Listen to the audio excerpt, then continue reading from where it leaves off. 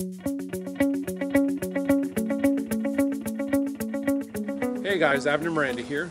Today I'm starting a series called Level 1. The reason that I'm doing that is, in recent months I've sold firearms to friends and family, and one particular instance really stood out. I sold a firearm to a friend, and when we finished all the paperwork, did her background check, got everything done, I handed her the firearm, and she said, she had this look on her face, and I said, "What's the matter?" She said, "Can you show me how to load the gun?" And I thought, oh man. At that moment I realized I just handed a firearm to a person who has no idea what she's doing with it, and she's buying it because she realizes she has to have a firearm for safety. So I showed her, and I spent a large amount of time that evening showing her just some of the basics. And you know, the basics, oh my goodness, you could spend hours just showing the basics, but you have to show it properly, which is why I'm doing this. I'm going to give you guys the benefit of the years of experience that I've had. I've been to about 40 different classes with a variety of different instructors in different parts of the country. The reason I say that part is you'd be surprised the differences in how a person handles a firearm in Ohio, Kentucky, New Jersey, New York. There's the story. Alabama, Arkansas, Georgia, Florida, okay? Gun cultures view firearms differently than non-gun cultures do. We used to be a gun culture country, but we're not anymore. But anyways, so I want to show you guys some of the basics of handling firearms and just kind of distill down all the things that I've picked up over the years and give them to you guys. So anyways, thanks for sticking with me. Let's get to it. All right, today we are going to be covering loading a magazine. For those of you that have Glocks, you're golden. For those of you that don't have a Glock, oh well, try to make do. Because most handguns are about the same thing these days. They're double stack. The magazines are loaded about the same way. In fact, even if a magazine is single stack or double stack, they're loaded about the same way. If you have a Glock, and really most other handguns come with a loader, this is the Glock loader, and it's a very simple design. It pushes down on top, you push down, you slide a bullet in, you let off, push down, slide a bullet in, let off, so on and so forth. What I like to do when I get a magazine loader from the company, these polymer ones from Glock are really nice loaders, but the edges are rather sharp from when they pop out of the mold. You can take a knife and you can just work that edge to kind of flatten that edge out a little bit, or you can just take an ordinary wood file or an emery board or sandpaper and round those edges in. Otherwise it starts to wear right here on your thumb, and it'll cut into you in a very short period of time.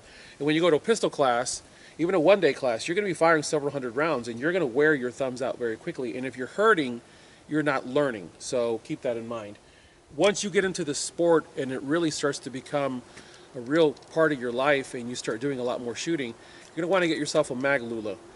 This is actually called the Up Lula. It's by Mag Lula. And Loader Unloader Assistant, L-U-L-A. This is the universal pistol one, and it fits over your pistol magazine. And the way it works is you squeeze in, press down, drop your round in, let off to the front, up, in, down, let off. It's kind of a self-training thing. The whole smacking of the mag to the rear, you really don't have to do. These mags tend to kind of level themselves out as the rounds are pushed deeper. These are +2 floor plates for the Glock. If you add them, keep in mind that once you hit 17, you have to mentally keep track of 18 and 19. For those of you that are running standard Glock mags, this is the Glock 17. For those of you that are running the standard mags, consider getting the Vickers floor plates. They're great magazines, and one of the things that they give you is a little bit of a shelf at the bottom of the magazine to grab onto in case gravel or anything gets up inside between your magazine and the mag well. It'll actually make your magazine stick inside the weapon. The last thing that I would say is keep track of your rounds, even in a 17 rounder, because you can shove 18 rounds in a 17 round mag, and while you know this woohoo, most people like that, that's actually a bad idea. First of all, because it's very difficult to see in a magazine that's got 18 rounds in a pistol when the slide is closed.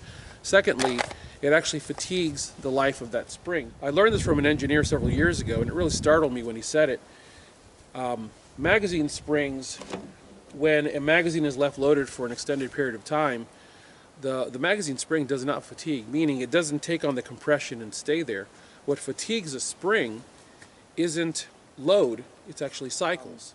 So in reality, if you're loading, unloading, loading, unloading, loading, unloading, meaning loading, shooting, which is unloading, that actually fatigues your springs. These 4 magazines are my dedicated training magazines.